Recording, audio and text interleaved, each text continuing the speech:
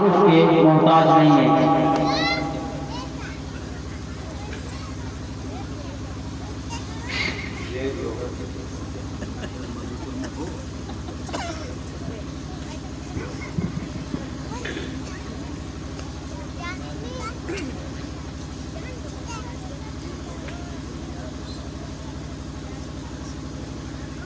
अस्सलामु अलैकुम वरहमतुल्लाहि वबरकातुहू। बिस्मिल्लाहिर्रहमानिर्रहीम। अल्हम्दुलिल्लाहि रब्बिल आलमीन वल आक़िबतु लिल मुत्तक़ीन वस्सलातु वस्सलामु अला अशरफिल अंबिया'i वल मुरसलीन नबियना मुहम्मद वअला आलिहि वसहबिहि वमन तबिअहुम बिइहसान इला यौमिद्दीन। अम्मा बअद, फ़क़द क़ाल अल्लाहु तआला फ़िल क़ुरआनिल मजीद, अऊज़ु बिल्लाहि मिनश शैतानिर रजीम, बिस्मिल्लाहिर रहमानिर रहीम। या अय्युहल्लज़ीना आमनू उदखुलू फिस्सिल्मि काफ़्फ़ा। उलमाए किराम बिलखुसूस ज़िली जमीयत अहले हदीस देवघर के नाज़िम आला फ़ज़ीलतुश शेख हाफ़िज़ कुतुबुर रहमान फ़ैज़ी हफ़िज़हुल्लाह, दीगर उलमाए किराम, मुअज़्ज़ज़ सामिईन, नौजवानों, अजीज़ों और भाइयों, बड़ी मसरत की बात है कि ठंडी के दिनों में भी हम सुनने का हौसला रखते हैं। अगर ये हौसला जमा रहा तो इंशाअल्लाह हमारे इन बच्चों में एक नया इनकलाब आ सकता है। और फाजिले गरामी बड़े भाई मोहतरम नाज़िम आला फ़ज़ीलतुश शेख हाफ़िज़ कुतुबुर रहमान फ़ैज़ी हफ़िज़हुल्लाह ने जिला देवघर की अहले हदीस बस्तियों में तालीम और तरबियत के फ़रोग़ के लिए जो मिशन चालू किया है, जो तहरीक जारी की है, इंशाअल्लाह अगर आप लोगों का साथ रहा और उनकी तहरीक कामयाब हो गई तो कुछ दिनों के बाद नबदुपुर से इजलास करने के लिए फ़ज़ीलतुश शेख हाफ़िज़ कुतुबुर रहमान फ़ैज़ी हफ़िज़हुल्लाह को आना पड़ेगा, न मुझको आना पड़ेगा, न फ़ज़ीलतुश शेख मुहीउद्दीन मोहम्मदी को आना पड़ेगा, न फ़ज़ीलतुश शेख ज़काउल्लाह फ़ैज़ी हफ़िज़हुल्लाह को आना पड़ेगा इंशाअल्लाह। मज़हब इस्लाम में मसाजिद की बड़ी अहमियत और इस्लाम में मस्जिदों का किरदार यूनिवर्सिटी का। इसीलिए फ़ज़ीलतुश शेख हाफ़िज़ कुतुबुर रहमान फ़ैज़ी के उस्ताद गिरामी हज़रत अल्लामा शेख सफ़ीउर रहमान मुबारकपुरी रहमतुल्लाह अलैह अपनी मायनाज़ किताब पूरी दुनिया में इनकलाब बर्पा कर देने वाली किताब और रहीकुल मखतूम के अंदर मस्जिद नबवी और सुफ़ा का जो किरदार जिक्र किया है, जब उन्होंने उर्दू में तर्जुमा किया है तो कहा ये एक यूनिवर्सिटी।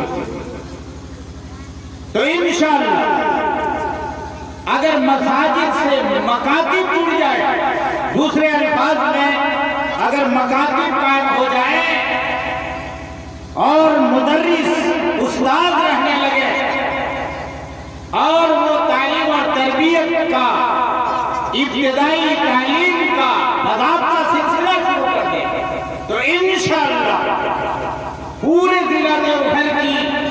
उलमा के अहले हदीस की जितनी बस्तियां हैं, किसी भी बस्ती के अंदर कोई एक भी बच्चा बिना पढ़ा लिखा बाकी नहीं है।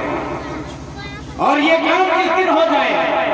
जिस दिन हर घर में कुरान पढ़ने वाला होगा, जिस दिन हर घर में दुआएं पढ़ने वाला होगा, जिस दिन हर घर में नमाज का तरीका, वजू का तरीका, खाने के आदाब, जीने के आदाब, माशरे में रहने के आदाब, अपने वालिदैन के साथ पेश आने के आदाब, बीवी के साथ पेश आने के आदाब, बच्चों के साथ पेश आने के तरीके, घर वालों के साथ पेश आने के तरीके और आदाब सब जान लेंगे ये बच्चे, तो इंशाअल्लाह किसी के घर के अंदर कोई बिदअत नहीं आएगी, न कोई शिर्क आएगा और न कोई खराब अकीदा पैदा होगा। ये पूरे यकीन और उसूल के साथ कहते हैं। जब पढ़ाई नहीं होती है, जब जहालत होती है, जब घर में कुरान नहीं पढ़ा जाता है, तो चूहा भी गुजरता है तो आदमी सोचता है कि भूत हमारे घर में समा गया, हमारे घर में हवा आ गई है। लोग कहते हैं हवा आ गई। और खास तौर से जब हमारी रिश्तेदारियां दूसरी जमात के लोगों में होती हैं और वहां से कोई रिश्तेदार आता है और हमारे घर में कोई बीमार रहता है, गैस की बीमारी है और दिल की बीमारी है, कोई दूसरी बीमारी है, वो कहते हैं कि इस पर किसी का असर हो गया, आपके घर में कोई समा गया है, कोई बुरी नजर लग गई है, इसलिए चलो दारा में एक औरत है, वो बड़ी माहिर है, सबका इलाज करती है। सारे लोग उधर चले जाते हैं। एक मरतबा जुमा पढ़ाने के लिए जाना, वहाँ मैंने देखा कि बहुत सारी चीजें मस्जिद में नजर आई। लोगों ने बताया कि आबिद रहमान साहब ने इंतजाम किया। बड़ी खुशी हुई, पता चला कि इस गांव में एक औरत पैदा हुई है जिसने ठेकेदारी ले रखी है। अब यही आदमी दिमाग का मरीज है, जुनून है। मदनी करीम सल्लल्लाहु अलैहि वसल्लम ने दुआ सिखलाई थी कि मोमिन और मुसलमान दुआ का एहतराम करे। अल्लाह के नबी ने दुआ सिखलाई थी, अल्लाहुम्मा इन्नी अऊज़ु बिका मिनल बर्स वल जुनून वल जुज़ाम व मिन सय्यिल अस्क़ाम।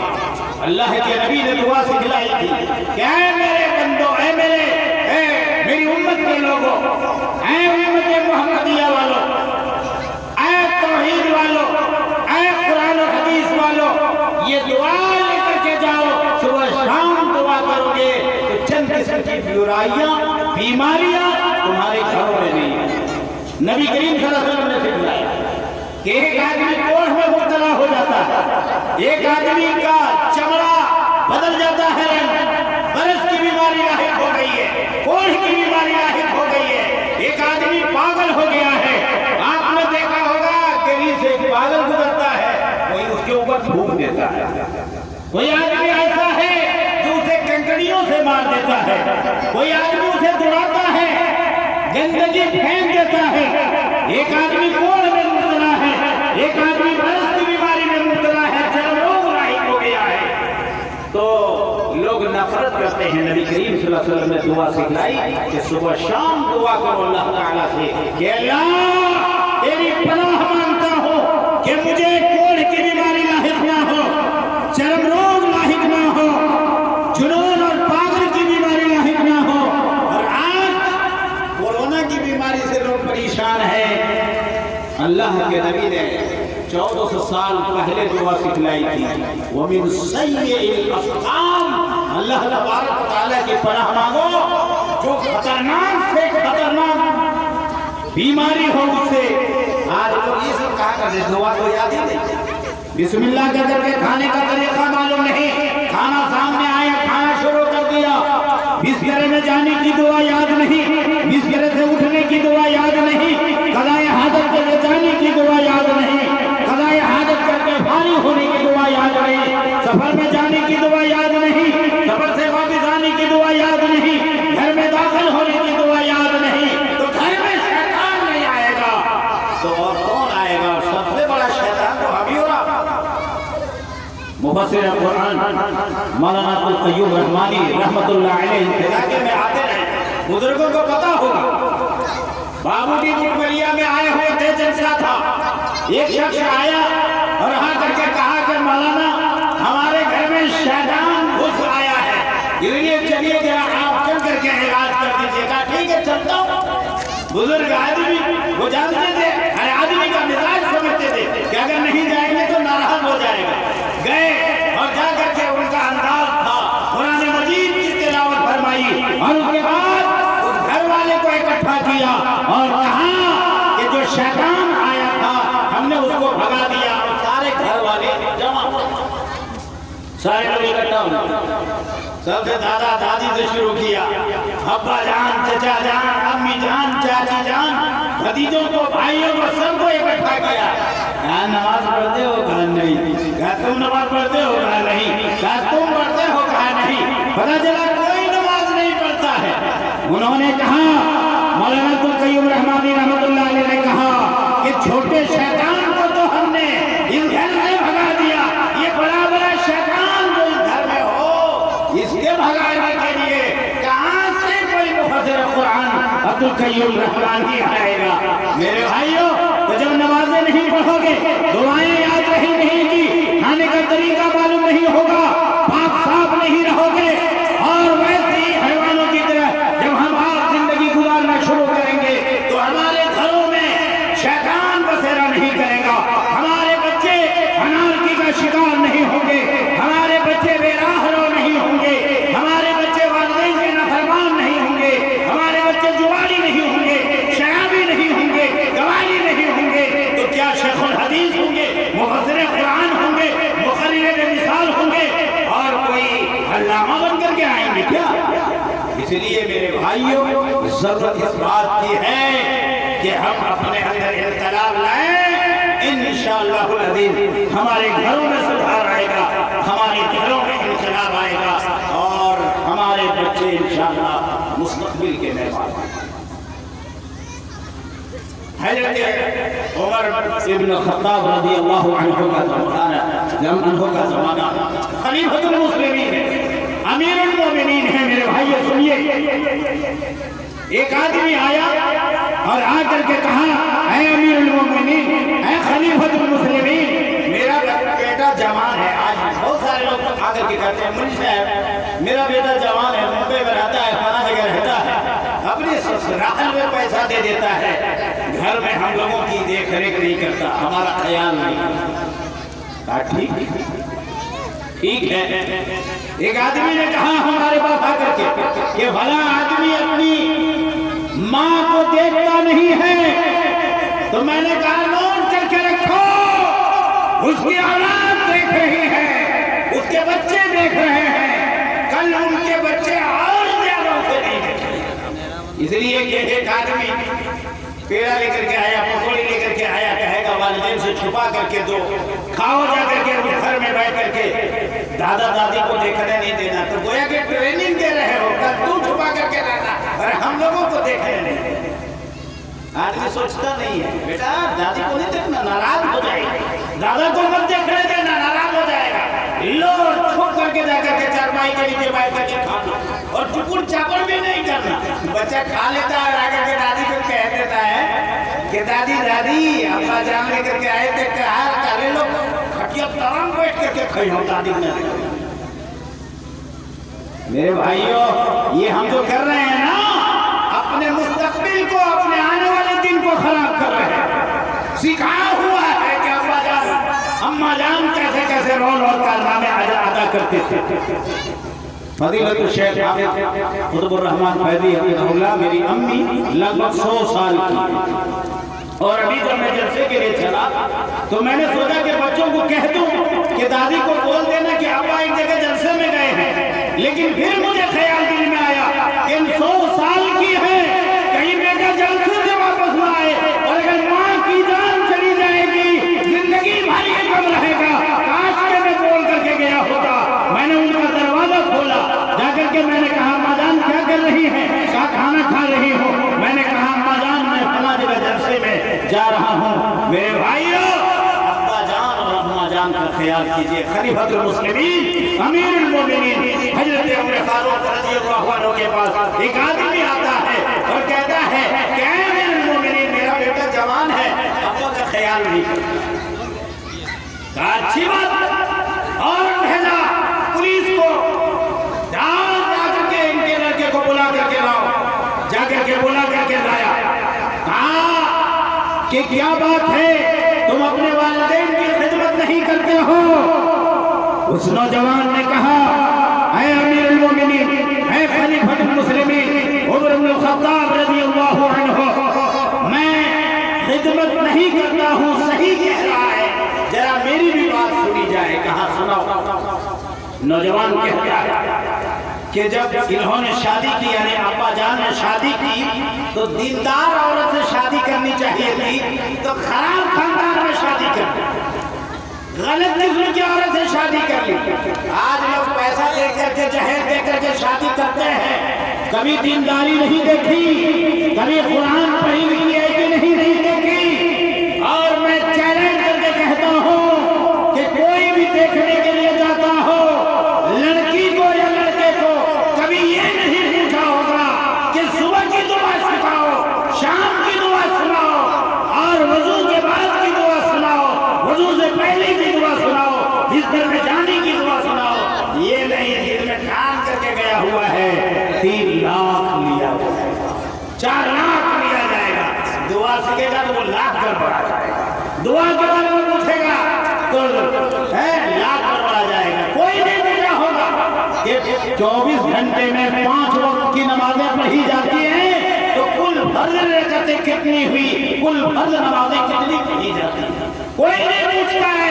कहे नौजवान 22 साल की उम्र हो चुकी है, तुम BA पास हो, MA पास हो, जरा ये बताओ अपनी उम्र में कि किस दिन तुमने पूरी जिंदगी में 5 वक्त की नमाज किसी दिन आपने पढ़ी है, वो आज बताओ। ये नहीं सवाल करता है। जाकर के देखा, मन बना करके ईद घर द्वार देखा, भैंस को देखा, और ये करके मन बना रहे ऐसे कम दीजिएगा तो नहीं मांगेगा। ये प्रोग्राम बनाएगा।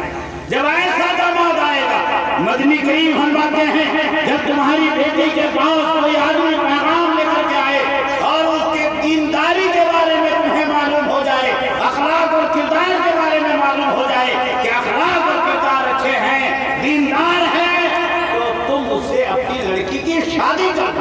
मदनी करीम सल्लल्लाहु अलैहि वसल्लम लड़की को देखने के लिए फरमाते हैं कि आदमी बहुत सारी चीजें देख करके शादी करता है, लेकिन दीनदार औरत से शादी करो, दीनदारी को देख करके शादी करो।